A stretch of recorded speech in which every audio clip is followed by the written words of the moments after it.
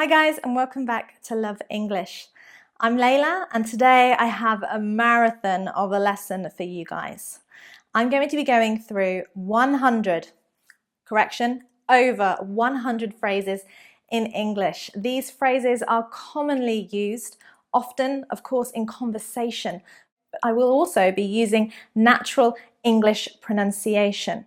I will say the phrases as I do in natural English pronunciation, meaning I will squish the words together. We don't often pronounce each and every word individually in English. Do you know what I mean? So, whatever level you are, this lesson is going to help you. You may learn some new useful phrases, or you may improve your pronunciation. I'll be going through greetings, responses to greetings, agreeing, disagreeing, making suggestions, saying thank you, ending a conversation, expressing shock and disbelief, general conversational phrases we use, expressing likes and dislikes. Basically, as much as I can fit into one lesson. Try putting some of these phrases together in the comment section to make a conversation. Practice makes perfect. So before we get started, don't forget to click that subscribe button and of course the notifications bell so that you are one of the first to receive notifications when our lessons are uploaded. That means you'll be part of the Love English community. You'll be some of the first to like, comment and share the Love English. So, are you ready? Over 100 English phrases that we use daily, meanings and pronunciation. Whew. Let's go. Greetings. Greetings. How's it going? How's it going? How's things? How's things? Long time no see. Long time no see. Meaning I haven't seen you in a long time. You all right? You all right? What you been up to? What you been up to? What are you up to these days? What are you up to these days? And if it's the first time you're meeting someone, nice to meet you. Nice to meet you. Responding to greetings. Nice to meet you too. Nice to meet you too. I'm good, thanks. I'm good, thanks. I'm really good, thanks. I'm really good, thank you. I'm well. I'm well. Not too bad. Not too bad. Can't complain. Can't complain. I've been busy. I've been busy. Pay attention to the pronunciation of been or been in some of these sentences. When it comes at the end, it will be stronger. When it comes in the middle, it's a weak form. Been becomes been. Work, uni, schools, been crazy. Been great, been busy. Work's been busy. Work's been crazy. Not much, the usual. In response to, what have you been up to? Not much, the usual. How about you? How about you? How have you been? How have you been? General chit-chat, general conversation, general phrases. How do you know? How do you know? If someone knows something you didn't think they knew. How can you tell? You look tired. How can you tell? You look stressed. How can you tell? Meaning, how can you identify that? Is it that obvious? Is it that obvious? We should catch up more often. We should catch up more often. Catch up, nice phrasal verb there, to meet someone that you haven't seen for a while, to exchange information about your lives, what you've been doing recently. When are you free to catch up? When are you free to catch up? How come? How come? Meaning why? If you want to explain something quite quickly, then you could use this phrase. Long story short, or to cut a long story short. To cut a long story short, I failed the test. Meaning you're not explaining why, how, what happened, just the end result. Making suggestions. I just wondered if you wanted to. I just wondered if you wanted to go to the cinema. Do you fancy, meaning would you like, do you fancy going to the cinema? Do you fancy a cup of tea? Fancy a cuppa? Very English of you to say this. Fancy a cuppa? Would you like a cup of tea? Why don't we? Why don't we go out? Why don't we watch a film? Infinitive verb at the end there. Let's, let us, a suggestion. Let's go out. Let's have a break. We could go to the cinema. Would you like to grab a coffee? Would you like to grab a coffee? Would you like to go out? Would you like to grab a coffee? In this case, grab is a colloquial verb. It's quite informal, it's not slang, but it means to get. Would you like to get a coffee? Would you like to grab a coffee? Meaning go out and have coffee together. And finally, how about? How about a movie? How about we go out? Agreeing to suggestions. Great idea. Great idea. That sounds like a plan. That sounds like a plan. I'm in. I'm in. I'm game. I'm game. Meaning I'm willing to do the thing you suggested. Sure, why not? Sure, why not? Rejecting a suggestion. I don't really fancy it. I don't really fancy it. I'm not in the mood. I'm not in the mood. I'm not in the mood for pizza. I'm not in the mood for a film. I don't really feel like it. I don't really feel like it. I'm not sure about that. I'm not sure about that. Now, these phrases could be super useful, checking your understanding, getting clarification from the person you're speaking to.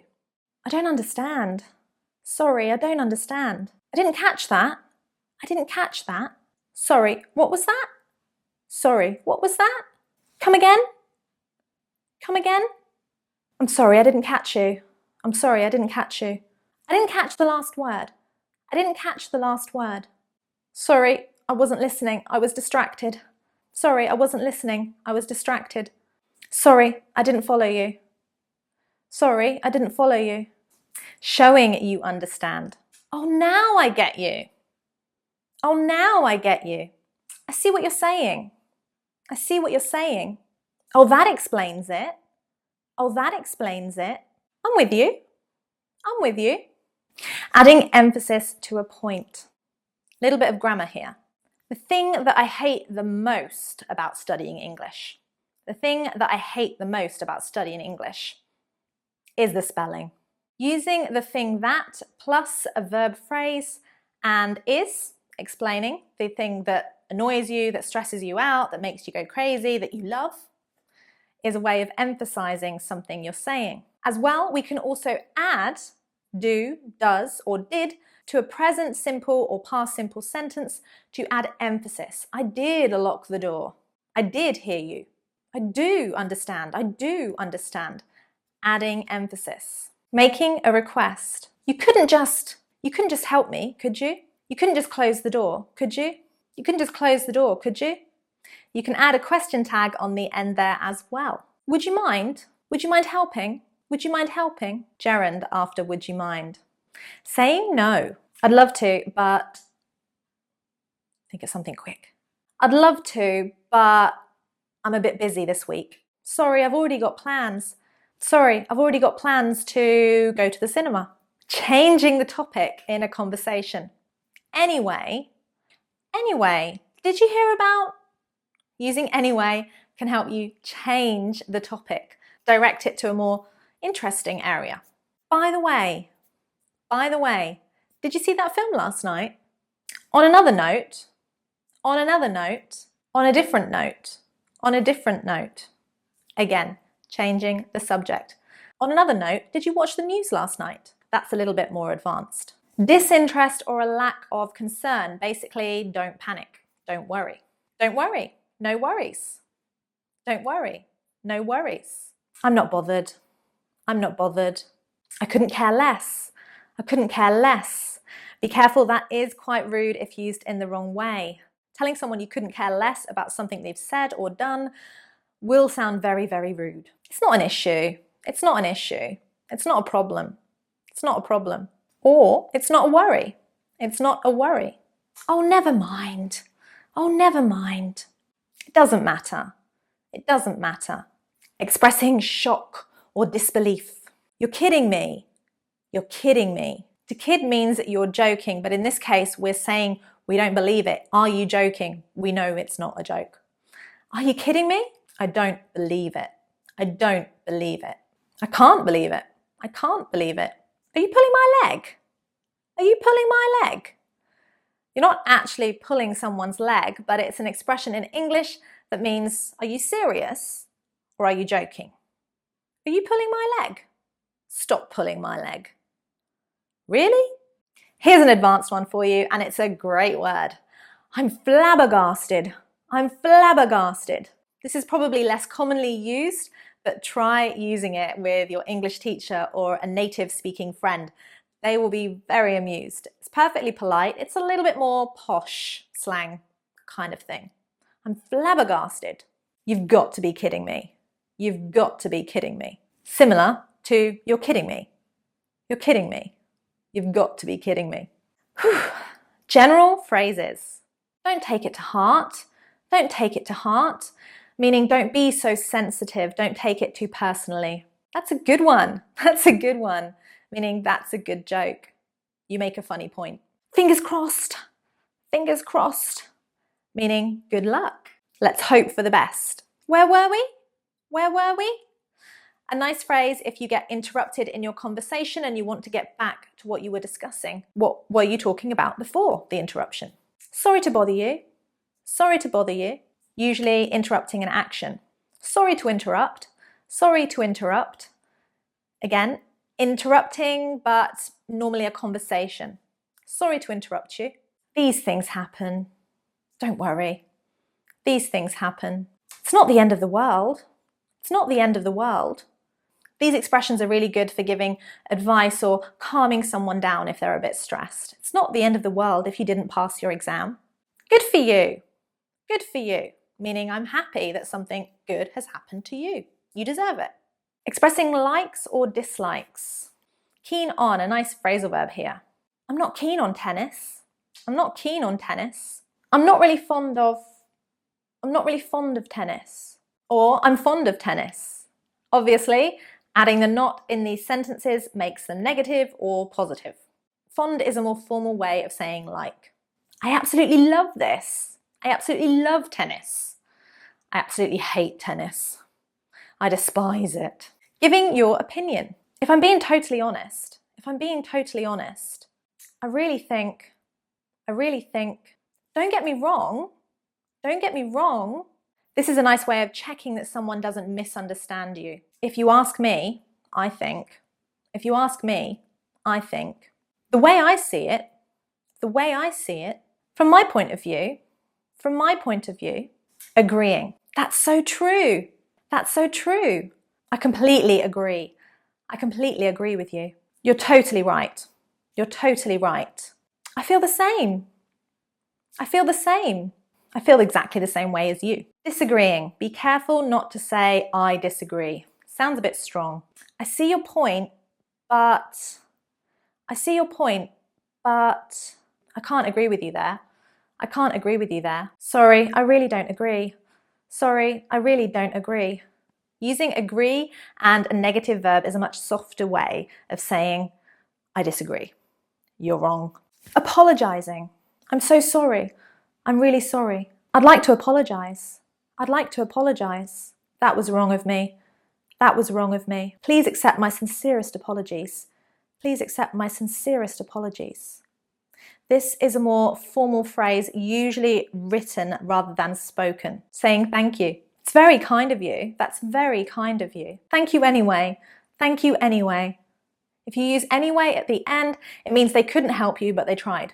I can't thank you enough. That's so sweet. Thank you. That's so kind. Thank you. Cheers for that. Nice informal expression. Cheers. I really appreciate that. I really appreciate what you did. More formal, very polite. Responding to thanks. You're welcome. Not at all. Don't mention it. Finally, ending a conversation or leaving. I'd better be going, or I'd better be off, meaning it's time to leave. Have a good one, meaning have a good day or evening. Take care. See you later. Pleasure meeting you. It was a pleasure meeting you, if it's the first time you've met someone. Lovely to meet you. A little softer, a little bit more informal. Lovely to meet you. We did it. Amazing. Over 100 phrases that we commonly use in English. So, of course, I want you to make sure that you use them next time you're in conversation with somebody. Practice saying them. You could record yourself on your phone to listen to your pronunciation while watching me, copy and repeat. And of course, if you want to, you can write a little mini conversation down below in the comments section. So thank you so much if you've watched to the end of this lesson. I really appreciate that. But now it's time to go. I'd better be off. Don't worry, if you don't want to leave me, you don't have to. There are some lessons here that you can click to continue watching some of Sabrah or my lessons. We've got plenty of English for you. Grammar, phrasal verbs, pronunciation, idioms, your favorite. Click and watch, guys.